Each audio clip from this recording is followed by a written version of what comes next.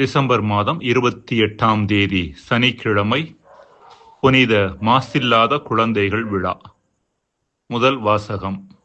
யோவான் எழுதிய முதல் திருமுகத்திலிருந்து வாசகம். அதிகாரம் 1 இறை வார்த்தைகள் 5 தொடங்கி அதிகாரம் 2 இறை வார்த்தைகள் 2 முடிய. சகோதரர் சகோதரிகளே, நாங்கள் இயேசு கிறிஸ்துவிடமிருந்து கேட்டறிந்து உங்களுக்கு அறிவிக்கும் செய்தி இதுவே. கடவுள் ஒளியாய் இருக்கிறார். அவரிடம் இருள் என்பதே இல்லை. நாம் இருளில் நடந்து கொண்டு அவருடன் நமக்கு நட்புறவு உண்டு என்போமென்றால் நாம் பொய்யராவோம், உண்மைக்கேற்ப வாழாதவர் ஆவோம். மாறாக அவர் ஒளியில் இருப்பது போல் நாம் ஒளியில் நடப்போமானால் ஒருவரோடு ஒருவர் நட்புறவு கொண்டிருப்போம். மேலும் அவர் மகனாகிய இயேசுவின் இரத்தம் எல்லா பாவத்தினின்றும் நம்மை தூய்மைப்படுத்தும். ஆனால் பாவம் நம்மிடம் இல்லை என்போமென்றால் நம்மையே நாம் ஏமாற்றிக் கொள்வோம், உண்மையும் நம்மிடம் இராது. மாறாக நம் பாவங்களை நாம் ஒப்புக்கொள்வோம் என்றால் கடவுள் நம் பாவங்களை மன்னித்து குற்றம் அனைத்திலுமிருந்தும் நம்மை தூய்மைப்படுத்துவார். ஏனெனில் அவர் நம்பிக்கைக்கு உரியவர், நேர்மையுள்ளவர். நாம் பாவம் செய்யவில்லை என்போமென்றால் அவரை பொய்யராக்குவோம், அவருடைய வார்த்தை நம்மிடம் இல்லை என்றாகும். என் பிள்ளைகளே, நீங்கள் பாவம் செய்யாதிருக்க வேண்டும் என இதை நான் உங்களுக்கு எழுதுகிறேன். ஆயினும் ஒருவர் பாவம் செய்ய நேர்ந்தால் தந்தையிடம் பரிந்து பேசுபவர் ஒருவர் நமக்கு இருக்கிறார். அவரே மாசற்ற இயேசு கிறிஸ்து. நம் பாவங்களுக்கு கழுவாய் அவரே. நம் பாவங்களுக்கு மட்டும் அல்ல, அனைத்துலகின் பாவங்களுக்கும் கழுவாய் அவரே. ஆண்டவரின் அருள்வாக்கு.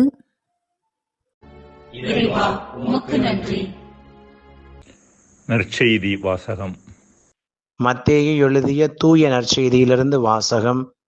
அதிகாரம் 2 இறை வார்த்தைகள் 13 தொடங்கி 18 முடிய. அக்காலத்தில் ஞானிகள் திரும்பிச் சென்ற பின்பு ஆண்டவருடைய தூதர் யோசேப்புக்கு கனவில் தோன்றி, நீர் எழுந்து குழந்தையையும் அதன் தாயையும் கூட்டிக் கொண்டு எகிப்துக்கு தப்பி ஓடிச் செல்லும். நான் உமக்கு சொல்லும் வரை அங்கேயே இரும். ஏனெனில் குழந்தையை ஏரோது கொல்வதற்காக தேடப்போகிறான் என்றார். யோசேப்பு எழுந்து குழந்தையையும் அதன் தாயையும் கூட்டிக் கொண்டு இரவிலேயே எகிப்துக்கு புறப்பட்டு சென்றார். ஏரோது இறக்கும் வரை அங்கேயே இருந்தார். இவ்வாறு எகிப்திலிருந்து என் மகனை அழைத்து வந்தேன் என்று இறைவாக்கினர் வாயிலாக ஆண்டவர் உரைத்தது நிறைவேறியது. ஞானிகள் தன்னை ஏமாற்றியதை ஏரோது கண்டு மிகுந்த சீற்றம் கொண்டான். அவன் அவர்களிடம் கருத்தாய் கேட்டறிந்ததற்கு ஏற்ப காலத்தை கணக்கிட்டு பெத்லகேமிலும் அதன் சுற்றுப்புறம் எங்கும் ஆட்களை அனுப்பி 2 வயதும் அதற்கு உட்பட்டவையுமான எல்லா ஆண் குழந்தைகளையும் கொன்றான். அப்பொழுது ராமாவிலே ஒரு குரல் கேட்கிறது, ஒரே புலம்பலும் பேரழுகையுமாயிருக்கிறது. ராகேல் தம் குழந்தைகளுக்காக அழுது கொண்டிருக்கிறார். ஆறுதல் பெற அவர் மறுக்கிறார், ஏனெனில் அவர் குழந்தைகள் அவரோடு இல்லை என்று இறைவாக்கினர் எரேமியா உரைத்தது நிறைவேறியது. ஆண்டவரின் அருள் வாக்கு. கிறிஸ்துவே, உமக்கு புகழ். மாசில்லாத குழந்தைகள் விழாவாகிய இன்று நாம் ஏரோதுவால் கொல்லப்பட்ட சின்னஞ்சிறு குழந்தைகளை மட்டும் நினைவு கூறவில்லை, மாறாக எல்லா குழந்தைகளையும் நினைவு கூர்ந்து அவர்களுக்காக மன்றாட அழைக்கப்படுகிறோம். அதைவிட மேலாக நாமே குழந்தைகளாக மாற அழைக்கப்படுகின்றோம் என்பதையும் நினைவு கூற அழைக்கப்படுகின்றோம். ஒரு மனிதரது எல்லா பருவங்களிலும் மகிழ்ச்சியான பருவமாக இருக்கின்ற பருவம் குழந்தை பருவம். எப்பொழுதும் ஆனந்தத்தில் இருக்கும் இறைவனது பிரதிபலிப்பாக விளங்குபவர்கள் குழந்தைகள்.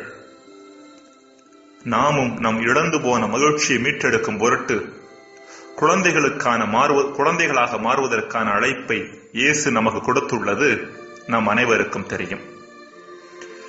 ஜான் பிராட்ஷா என்பவர் ஓர் உளவியல் அறிஞர். அவர் குழந்தைகளிடம் 9 வகையான நற்குணங்கள் உண்டு என்று பட்டியலிடுகின்றார். அவற்றில் 2 மட்டும் நாம் இங்கு சிந்திக்கலாம். முதலாவதாக வியக்கும் தன்மை. குழந்தைகளை பொறுத்த அளவில் இந்த உலகில் உள்ள அனைத்துமே புதியவைதான். எனவே அனைத்தையும் பார்த்து அவர்கள் வியப்படைகின்றார்கள். இந்த வியக்கும் தன்மைதான் ஒரு குழந்தையின் கற்றுக்கொள்ளும் தன்மைக்கு காரணமாக இருக்கிறது என்கிறார் பிராட்ஷா. அதாவது, நாம் எதை பார்த்து வியப்படைகின்றோமோ அதை பற்றி தெரிந்து கொள்ள வேண்டும் என்ற ஆர்வம் நம்மிடம் இருப்பது இயல்பானது. குழந்தைகளை பொறுத்த அளவில் இந்த உலகில் உள்ள அனைத்தும் புதிதாக இருப்பதன் காரணமாக அனைத்தையும் பார்த்து அவர்கள் வியப்படைகின்றார்கள்.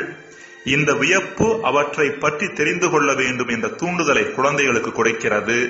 இந்த தூண்டுதல் காரணமாக அவர்கள் தொடர்ந்து அவற்றை தொட்டோ பார்த்தோ அவற்றை பற்றி அறிவை பெற்றுக் கொள்கின்றனர். துரதிர்ஷ்டவசமாக நாம் வளர வளர இந்த வியக்கின்ற தன்மையை இழந்து விடுகின்றோம். இந்த உலகில் ஒவ்வொரு நாளும் ஏராளமான மாற்றங்கள் விளைந்தாலும் நாம் அனைத்தையுமே பழையதாகவே பார்க்கின்றோம். ஒருவிதமான இயந்திர தன்மை நம் வாழ்க்கைக்குள் வந்துவிட ஆரம்பித்து விடுகின்றது. இந்த உலகில் தோன்றும் ஒவ்வொன்றுமே புதியதுதான். புதிய சூரியன், புதிய உதயம், புதிய இலை, புதிய பறவைகள் எல்லாமே புதியவைதான். ஆனால் நம் மனமானது பழையதாக கடந்த காலத்தின் எச்சங்களை தூக்கி சுமப்பதன் காரணமாக எல்லாவற்றையுமே பழையதாக பார்க்கிறது. நம் மனதை புதுப்பித்துக் கொண்டோம் என்றால் நம் முன்பாக உள்ள அனைத்துமே புதிதாக தோன்ற ஆரம்பிக்கும். அவற்றை கண்டு ஆச்சரியப்பட ஆரம்பிப்போம். 2வது நற்குணம் மீழ்ச்சித்திறன், ரெசிலியன்ஸ். மீழ்ச்சித்திறன் என்பது ஒரு குறிப்பிட்ட எதிர்மறையான சூழலுக்குள் நாம் தள்ளப்படும் போது நம்மில் ஏற்படுகின்ற சமநிலையற்ற தன்மையை விட்டுவிட்டு மீண்டும் பழைய சமநிலை தன்மைக்கு திரும்புவதை சுட்டிக்காட்டுகிறது. குழந்தைகளில் இந்த மீழ்ச்சித்திறன் அதிகமாக இருப்பதன் காரணமாக அவர்கள் எத்தகைய பிரச்சனைகளிலிருந்தும் எளிதாக மீண்டு வந்து விடுகிறார்கள். உதாரணமாக, ஒரு குழந்தை நடக்க முயற்சிக்கும் போது அது கீழே விழுந்துவிடும். ஆனால் அது சளைக்காமல் மீண்டும் எழுந்து நடக்க முயற்சிக்கும். மீண்டும் மீண்டும் கீழே விழுந்தாலும் குழந்தை சளைப்பதில்லை. மீண்டும் மீண்டும் தொடர்ந்து எழுந்து நடக்க முயற்சிக்கின்றது. வயது வளர வளர இந்த மீழ்ச்சி திறனை கொஞ்சம் கொஞ்சமாக நாம் இழக்க ஆரம்பிக்கின்றோம். உடல் அளவில் ஒரு நோய் வந்துவிட்டது என்றால் நாம் மீண்டும் பழைய நிலைமைக்கு திரும்புவதற்கு பல நாட்கள் எடுக்கின்றது. ஆனால் குழந்தையோ வெகு விரைவிலேயே சகஜ நிலைக்கு திரும்பி வந்து விடுகிறது. மன அளவில் ஒருவர் நம்மை காயப்படுத்தி விட்டார் என்றால் அதிலிருந்து வெளியே வருவதற்கு நமக்கு பல நாட்கள் எடுக்கின்றன. ஆனால் ஒரு குழந்தையோ சண்டை போட்ட அடுத்த 5 நிமிடத்திலேயே அந்த நபரோடு விளையாட ஆரம்பிக்கிறது. அன்புக்குரியவர்களே, வயது கூட கூட உடல் அளவிலான மீழ்ச்சித்திறன் குறைவது தவிர்க்கப்பட முடியாது என்றாலும் யார் தங்களுடைய மனதை மன்னிப்பு, அன்பு, இரக்கம் போன்ற நற்குணங்களால் தூய்மையாக வைத்திருக்கிறார்களோ அவர்களது உடலின் மீழ்ச்சித்திறனும் சரி, மனதின் மீழ்ச்சித்திறனும் சரி சிறப்பாகவே இருக்கும் என்பதைத்தான் இன்று வரும் ஆய்வுகள் மிக தெளிவாக நமக்கு சுட்டி காண்பிக்கின்றன. வாழ்வு என்பது சாலையில் செல்லும் ஒரு வாகனத்தை போன்றது. அவ்வப்போது ஏதோ பிரச்சனை காரணமாக வாகனம் சாலையை விட்டு விலகி ஓட நேரிடலாம். இருப்பினும் ஒரு நல்ல ஓட்டுநர் என்பவர் எவ்வளவு விரைவாக வாகனத்தை சாலைக்கு கொண்டு வர முடியுமோ அவ்வளவு விரைவாக கொண்டு வருபவர். வாகனம் தானே சாலையை சென்றடையட்டும் என்று எந்த ஓட்டுநரும் காத்திருப்பதில்லை. நாமும் பிரச்சனைகள் காரணமாக நம் சகஜ நிலையை இழக்கும் போது எவ்வளவு விரைவாக அந்நிலைக்கு திரும்ப முடியுமோ அவ்வளவு விரைவாக திரும்ப முயற்சிப்பது அவசியமானது. அன்புக்குரியவர்களே, குழந்தைகளுக்கு நாம் கற்றுத்தருவது மட்டும் முக்கியமல்ல, அவர்களிடமிருந்து கற்றுக்கொள்வதும் மிக முக்கியமானது. ஜெபம்.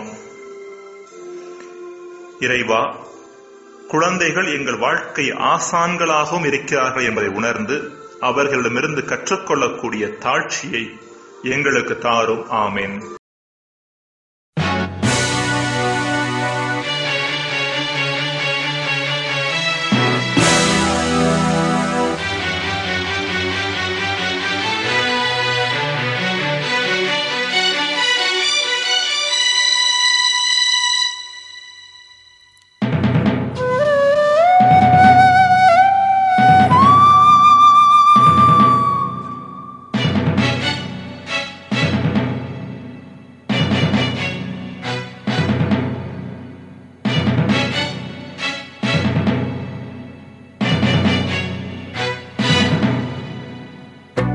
குழந்தைகள் கூக்குரல் உலகெங்கும் கேட்குது.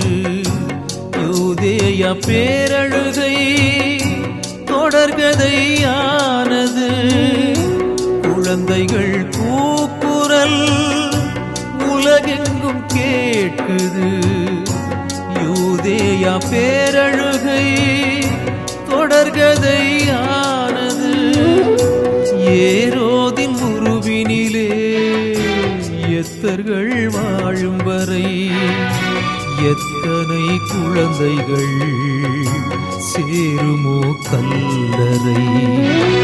குழந்தைகள் கூக்குரல் உலகெங்கும் கேட்குது. யூதேயா பேரழுகை தொடர்கதையானது.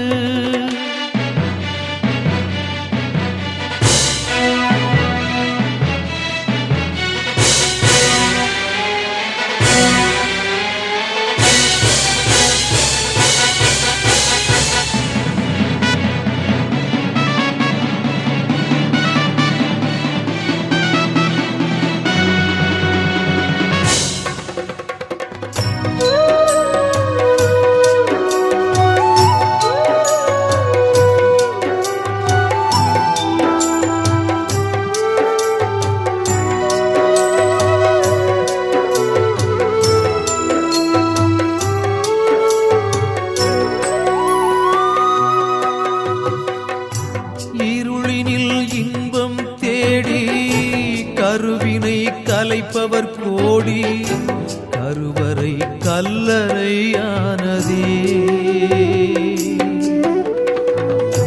மருளும் இருவிழிகள் என்றும் இருளாகி நிற்பது கண்டும் உருகாத நெஞ்சங்கள் இங்கே. குழந்தைகள் உழைப்பினிலே கோடிகள் புழங்கிடுதே. சட்டமும் திட்டமும் எங்கே? பெண் குழந்தை என்றாலே பேயாட்டமாடுகிறார். பெண் உரிமை எழுத்தாகி நின்றே. குழந்தைகள் கூக்குரல் உலகெங்கும் கேட்குது. யூதேயா பேரழுகை தொடர்கதையானது.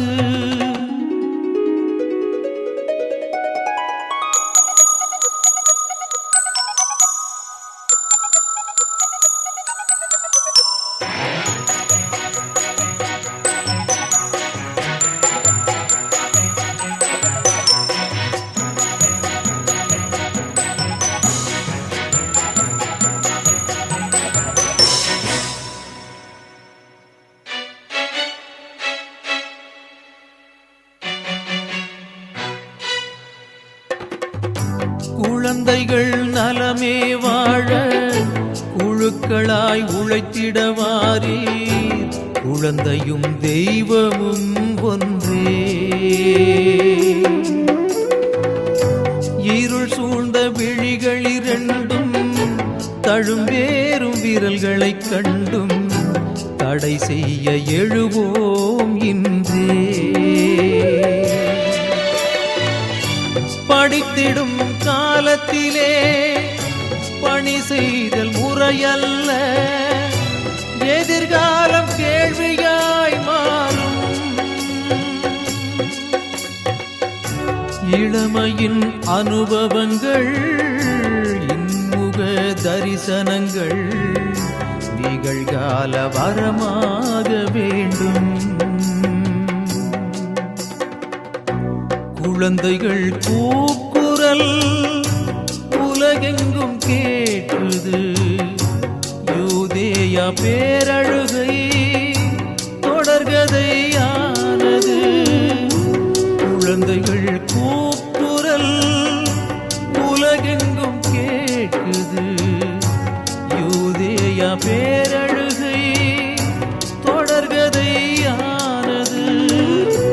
ஏரோதின் உருவினிலே எத்தர்கள் வாழும் வரை எத்தனை குழந்தைகள் சேருமோ கல்லறை.